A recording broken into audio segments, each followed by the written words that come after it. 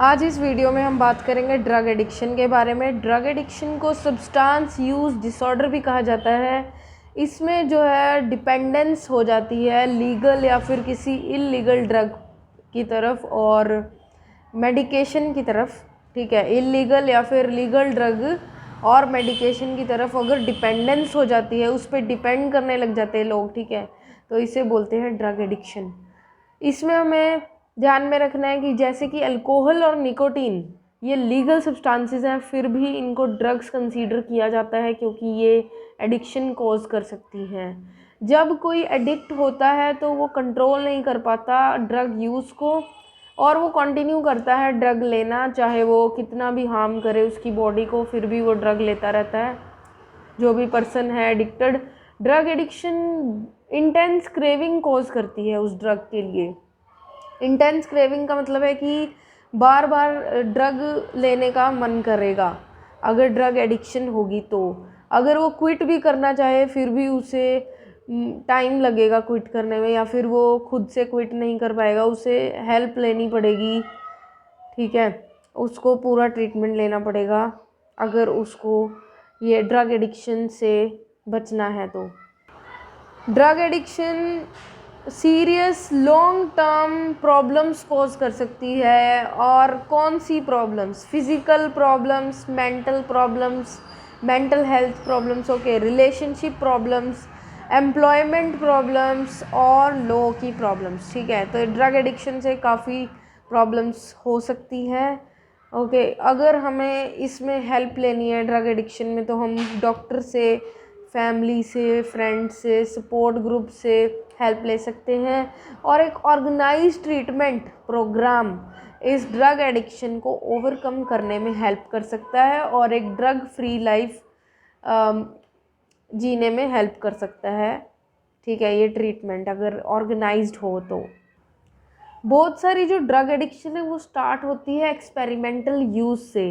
मतलब कि एक्सपेरिमेंट करते हैं लोग कि एक बार ड्रग लेके देखते हैं कि कैसा लगेगा। सोशल सिचुएशंस में, मतलब कि कोई भी सोशल गैदरिंग है उसमें, सोशल सिचुएशंस में एक्सपेरिमेंटल यूज़ करते हैं लोग, तो उससे ड्रग एडिक्शन स्टार्ट होती है। जैसे कि कुछ लोग ड्रग यूज़ करना उसके बाद और फ्रीक्वेंट कर देते हैं और यूज़ करने लग जाते हैं। एक बार एक्सपेरिमेंट करने के बाद वो बार बार ड्रग लेते हैं। और ये जो रिस्क है एडिक्शन होने का, ये जो ड्रग एडिक्शन होने का ये रिस्क है, और कितनी जल्दी ड्रग एडिक्शन होगी ये किस पे डिपेंड करता है? ये डिपेंड करता है कि वो ड्रग कौन सी है। अगर वो ड्रग, कोई कोई ऐसी ड्रग होती है जो वो जल्दी कॉज करती है एडिक्शन, कोई बाद में कॉज करती है एडिक्शन कुछ टाइम बाद। कुछ जो ड्रग्स होती हैं वो बहुत ही क्विकली उस पर्सन को एडिक्ट कर देती है। ठीक है, जैसे जैसे टाइम बीतता जाता है उसको बड़े डोसेस चाहिए होते हैं उस पर्सन को जो एडिक्टेड हो जाता है। ठीक है, और फिर बाद में ऐसा होता है कि वो ड्रग तब वो इसलिए लेता है कि उसको उससे बेटर फील होता है, उसको अच्छा फील होता है ड्रग लेके, इसलिए वो ड्रग का यूज़ करता है। ठीक है, ड्रग एब्यूज़र। जैसे जैसे यूज़ बढ़ जाता है ड्रग लेने का, ड्रग यूज़ बढ़ जाता है तो क्या होता है, डिफ़िकल्ट हो जाता है कि बिना ड्रग के जीना डिफ़िकल्ट हो जाता है। It will become difficult to go without the drug. Okay, और अगर अटेम्प्ट करेंगे स्टॉप करने का ड्रग यूज़ को तो क्या होगा? अगर वो रोकेगा कि अब ड्रग नहीं लेनी तो क्या होगा? उसे इंटेंस क्रेविंग होगी, उसका बहुत ज़्यादा मन करेगा ड्रग लेने का। ठीक है, और अगर वो ड्रग ना ले तो उसको विड्रॉल सिम्टम्स आते हैं। विड्रॉल सिम्टम होते हैं कि बीमार होने लग जाते हैं, कुछ ऐसे सिम्टम्स आ जाते हैं, वो इल हो जाता है पर्सन, बीमार हो जाता है अगर वो ड्रग ना ले। तो उसको लगता है कि ड्रग लेने से वो ठीक हो जाएगा, उसको अच्छा फील करने के लिए वो ड्रग रेगुलर यूज़ करने लग जाता है वो पर्सन। ठीक है, और वो डेली ड्रग यूज़ करने लग जाता है या फिर दिन में कई बार वो ड्रग्स का यूज़ करने लग जाता है पर्सन। ठीक है, और उसको कई सारे दिन में उसको अर्घ होता है उसको ड्रग लेने का। ठीक है, और उसको सेम इफ़ेक्ट आने के लिए कि उसको बेटर फील करने के लिए वो ज़्यादा ड्रग लेगा। अगर वो अफोर्ड भी ना कर पाए ड्रग लेना, खरीदना, फिर भी वो ड्रग खरीदने के लिए पैसे इकट्ठे करने लग जाएगा, ठीक है, मनी स्पेंड करेगा ड्रग पे। अगर वो अफोर्ड कर भी ना रहा हो फिर भी वो स्पेंड करेगा मनी ड्रग के लिए, ठीक है। और वो इंश्योर करेगा कि उसको डेली ड्रग मिल जाए, उस जो भी पर्सन एडिक्टेड है उसको।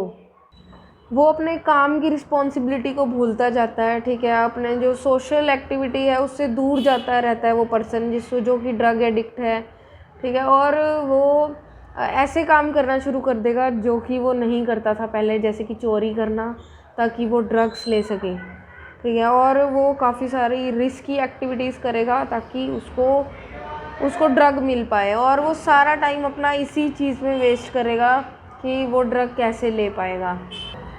अगर आपको पहचानना है कि अगर कोई ये ड्रग एब्यूज़र है या नहीं, या कोई फैमिली मेम्बर ड्रग एब्यूज़र है या नहीं, तो कैसे पता कर सकते हैं कि उसके स्कूल या फिर उसके वर्क में प्रॉब्लम्स आनी शुरू हो जाएंगी, और उसकी फ़िज़िकल हेल्थ जो है वो ठीक नहीं रहेगी, उसकी एनर्जी कम होती जाएगी, उसकी मोटिवेशन कम होती जाएगी, और उसका बिहेवियर चेंज होगा, और निगलेक्टेड अपीयरेंस, उसका जो है इंटरेस्ट ख़त्म हो जाएगा एक्टिविटीज़ में, ठीक है, और उसका बिहेवियर चेंज हो जाएगा। और spending money without any reason, बिना किसी रीज़न के मनी वो खर्च होने लग जाएगा उसका, ठीक है। तो ऐसे हम पहचान सकते हैं कि शायद ये ड्रग एब्यूज़र बन चुका है, ये ड्रग एडिक्ट बन चुका है, ठीक है।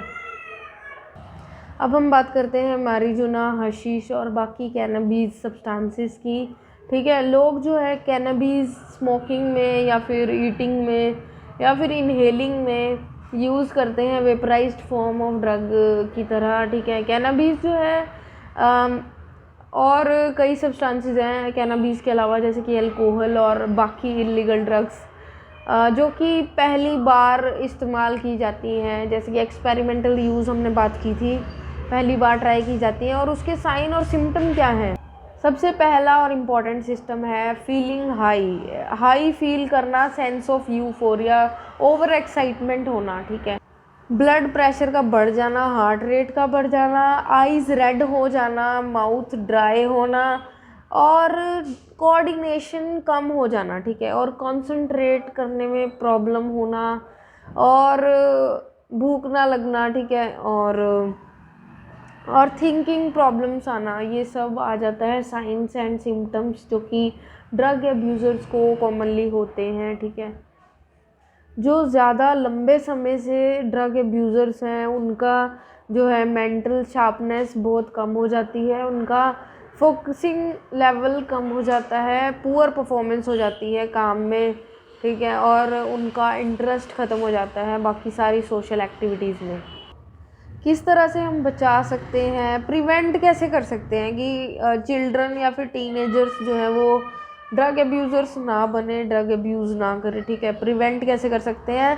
उनसे बात करके, कम्युनिकेट करना उनसे, ठीक है, कम्युनिकेट करना। अगर हम उनसे ड्रग यूज़ के रिस्क बताएंगे उन्हें, तो फिर वो शायद वो ड्रग लेना बंद कर दे, ठीक है। और उनकी बात सुने कि उनको क्या प्रॉब्लम है जिसकी वजह से वो ड्रग ले रहे हैं, ठीक है। तो इससे हम बचा सकते हैं उन्हें कि वो ड्रग ना लें। और हम क्या कर सकते हैं, अपने रिलेशनशिप को सुधारें। अगर कोई बच्चा है जो कि कोई चिल्ड्रन है जो कि उसके साथ हम रिलेशन अच्छा बनाएं ताकि उसको ड्रग लेने का मौका ही ना मिले, ठीक है।